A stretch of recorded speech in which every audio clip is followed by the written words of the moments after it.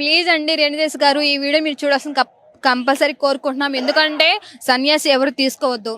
మీకు పిల్లలు ఉన్నారు, మీకు ఫ్యామిలీ ఉంది, మీకు లేకపోతే జనాల సపోర్ట్ ఉంది, మీకు ఎవరో లేకపోతే దేవుడే దిక్కు మనకి. కాబట్టి మీరు అలాంటి ఆలోచనలు తీసుకోమాకండి. ఎవరంటే ఎవరో సపోర్ట్ లేదని చెప్పి ఇంకా ఆమె పాపం ఎంత ఎమోషనల్గా అట్లా పెడుతుందంటే ఆమె ఎంత ఫీల్ అయిందో మనం అర్థం చేసుకోవచ్చు. కాబట్టి జనాల సపోర్ట్ అనేది ఆమెకు ఉంటుంది. మళ్ళీ అందులో నెక్స్ట్ కుక్కలకి ఆమె సపోర్ట్ చేస్తున్నారు కదా, అది మాత్రం చాలా మంచిది. ఎందుకంటే మనుషుల విశ్వాసం కన్నా కుక్కల విశ్వాసం చాలా బెస్ట్. ఎందుకంటే మనుషులకు కూడా అంత ఉండదు, ఒక ముద్దన్నం పెడితే ఆ విశ్వాసం చూపిస్తాయి. కాబట్టి ఆమె సపోర్ట్ చేస్తుంది కాబట్టి నిజంగా ఆమె నేను చాలా ఇది మనం తన స్టోరీ పెట్టడం జరిగింది. నాకు అన్న లేడు, తమ్ముడు లేడు, తల్లిదండ్రులు లేడు, భర్త లేడు, కాపాడడానికి మొత్తం దేవునికి వదిలేసామని చెప్పడం జరిగింది. సో ఎలా చూస్తారా? చాలా బాధ అనిపిస్తుంది అన్న. ఎందుకంటే అంత మంచి పేరు ఉండి ఆమె అంత మంచి పొజిషన్లో కూడా అలాంటి ఎందుకు పెడుతుందంటే ఆమె ఎంత ఎమోషనల్ ఎంత ఫీల్ అయి ఉంటే అలా పెడతారు పబ్లిక్లో.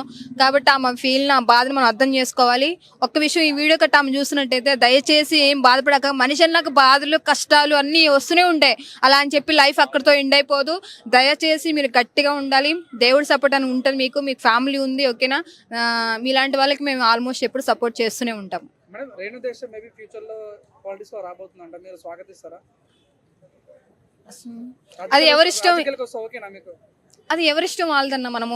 మనం పర్సనల్ చెప్పి నువ్వు రాకూడదు, నువ్వు అది చేయకూడదు, ఇది చెప్పడానికి నేనెవరినన్నా? ఒకవేళ రావాలనుకుంటే ఆమె వస్తుంది, ఆమె ఇంట్రెస్ట్ ఆమెది. కానీ రెండు డేస్ అయ్యి కుక్క గురించి మాట్లాడుతుంటే ఫ్యామిలీ గురించి తీసుకొచ్చి మాట్లాడుతున్నారు. మీకు పిల్లల్ని కలిసిందా, అవి చేసిందా, ఇది చేసింది, ఫ్యామిలీ గురించి తీసుకొస్తారు. ఆవిడ ఏం చెప్తారు? ఆమెను అంటున్నారా? కామెంట్స్ చేస్తారు.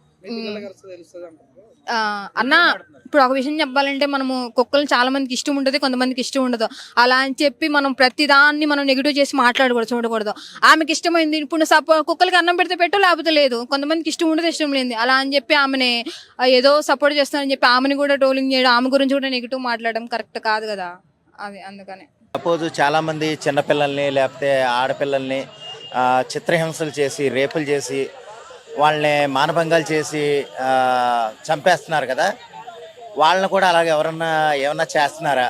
కేవలం వీధి కుక్కలు ఏదో కరవటానికి వచ్చిందని, లేదా మీదకి మనల్ని తరివిందని వాటిని కొట్టి చంపేస్తున్నాం కదా. అలాగే ఆడపిల్లల్ని రేపు చేసే వాళ్ళని కానీ, లేకపోతే ఇటువంటి వాళ్ళని మనం ఏమన్నా చేయగలుగుతున్నామా? ఏమన్నా చేస్తున్నారా? ఎందుకు చేయలేకపోతున్నారు, ఎందుకు చేయట్లేదు అని ఆవిడ చాలా ఆవేదనగా, కొంచెం సీరియస్గానే ఆ ఇష్యూని లేవనెత్తారండి వాస్తవానికి. అయితే ఏంటంటే ఇక్కడ విషయం మనకి ఆవిడ ఇంకొక వ్యాలిడ్ పాయింట్ ఏంటంటే, మనం మోటార్ సైకిల్ హీరో హోండా కానీ, లేదా బజాజ్ కానీ, హోండా కానీ, ఈ బళ్ళు మీద మనం ప్రయాణించేటప్పుడు యాక్సిడెంట్లు అవుతున్నాయి కదా. యాక్సిడెంట్లు అయ్యేటప్పుడు ఏమన్నా మనం ఆ చర్యలు ఏమన్నా తీసుకుంటున్నారా? యాక్సిడెంట్లు అయితే ఆ బళ్ళు మీద ఏమన్నా కేసులు వేస్తున్నామా, లేకపోతే ఆ బళ్ళు వాడటం మానేస్తున్నామా? అటువంటిప్పుడు ఆ బళ్ళు వాడకుండా ఉండి కేవలం కుక్కలు మాత్రం ఏదో కరవడానికి వచ్చినాయని వాటిని ఎందుకు చంపేస్తున్నారు మీరు? అలా వీధి కుక్కలు మనం ఇంకా వాటికి ఆదరణ చూపించే విధంగా ఉండాలి, కానీ కేవలం ఎందుకు మీరు చంపేస్తున్నారన్న ఉద్దేశంతో ఆవిడ మంచి పాయింట్ లేవనెత్తారండి. అది కొంచెం రసాబాస్ కింద అయ్యి కొంచెం ఆవిడ సీరియస్గా అయ్యారు. కానీ ఏంటంటే ఆవిడ అన్న ప్రెస్ మీట్లో మాత్రం మంచి వ్యాలిడ్ పాయింట్స్ అయితే ఉన్నాయి. ఇప్పుడు ఏంటంటే ఒక ఆదివారం వచ్చిందంటే, ఆదివారం మంగళవారం వస్తే మనం ఎన్నో మేకల్ని, కోళ్ళని చంపుకు తినేస్తున్నాం. యాక్చువల్గా ఏంటంటే తినడానికి చంపితే కనుక అది తప్పేం కాదు వాస్తవానికి అయితే. అయితే ఏంటంటే ఒక విధంగా ఆవిడ చెప్పిన పాయింట్ల ప్రకారం అయితే, ఆవిడ ఒక శాకాహారి కాబట్టి ఆవిడ చెప్పిన పాయింట్ల ప్రకారం అయితే మేకల్ని, ఈ కోళ్ళని చంపు తినేయటం కూడా అది కూడా తప్పే.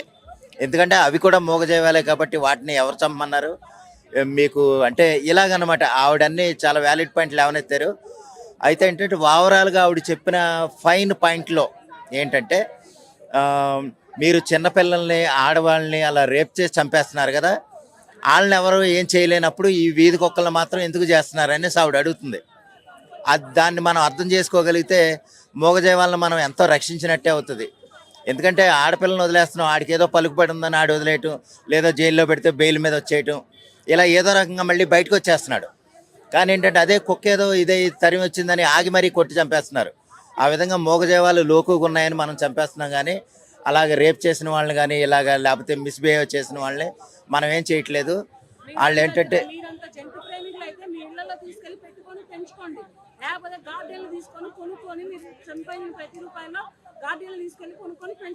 అవునండి, అవునండి, అది అది దాని గురించి అవును, అంతే కదా, అంతే కదా, మనిషికి ఉంది వాల్యూ. అది అందుకునే అలాగే మీరు ఆడపిల్లల్ని రేప్ చేసేవాళ్ళు లేకపోతే చిన్నపిల్లల్ని రేప్ చేసి చేసేవాళ్ళని మీరేమన్నా చేయగలుగుతున్నారా అని అడుగుతుంది ఆవిడ. జైలు పెట్టలేరు అంటే వీధి కుక్కలు అయిపోయినాయి కదా, అందుకోసం మనం ఏం చేయలేని పరిస్థితిలో చనిపోతున్నారు. అదే బాధ చాలా మంది వ్యక్తం చేశారండి. ఎందుకేంటంటే చాలా మంది హాస్పిటల్ పాలై తరవడానికి వచ్చినప్పుడు బండి మోటార్ సైకిల్ ఆగితే అది కాలు ఏదైనా దొరికితే కనుక అది ఖచ్చితంగా కరిచేస్తుంది. లేదా కరవటం కానీ బెదిరించడం, ఈ లోపల స్పీడ్గా వెళ్ళిపోతే అతనన్నా తప్పించుకుంటాడు. లేదా చిన్నపిల్లల్ని కరిసేసి వాళ్ళ హాస్పిటల్ పాలైన వాళ్ళు కూడా ఎంతోమంది ఉన్నారు. అయితే ఏంటంటే వాళ్ళ విషయం కూడా అన్ని రకాలుగా ఆలోచిస్తే ఏ ఒక్క సమస్యకి పూర్తిగా పరిష్కారం కాదు. ఏంటంటే ఆవిడన్న దాంట్లో కొన్ని వ్యాలిడ్ పాయింట్స్ని మనం దృష్టిలో పెట్టుకుని దానికి తగ్గట్టుగా జంతు ప్రేమికులు అయితే కుక్కలన్నింటినీ వీధులలో తిరిగి ప్రతి రాష్ట్రంలో ప్రతి గల్లీ ప్రతి పేట తిరిగి కుక్కలన్నింటినీ కలిపి తీసుకుపోయి ఆ గార్డెన్ లో పెంచుకోమని చెప్పండి. అవునండి. అలాగే అమల గారు కూడా అటువంటి బ్లూ క్రాస్ సంస్థను స్థాపించి కూడా ఆవిడ కూడా అలాగే చేసింది. కానీ ఈ వీధి కుక్కల సమూహాన్ని అంటే ఒక ఏరియాలో చేసినంత మాత్రాన అయ్యేది కాదు, లేదా ఒక చోట చేసినంత మాత్రాన అయ్యేది కాదు.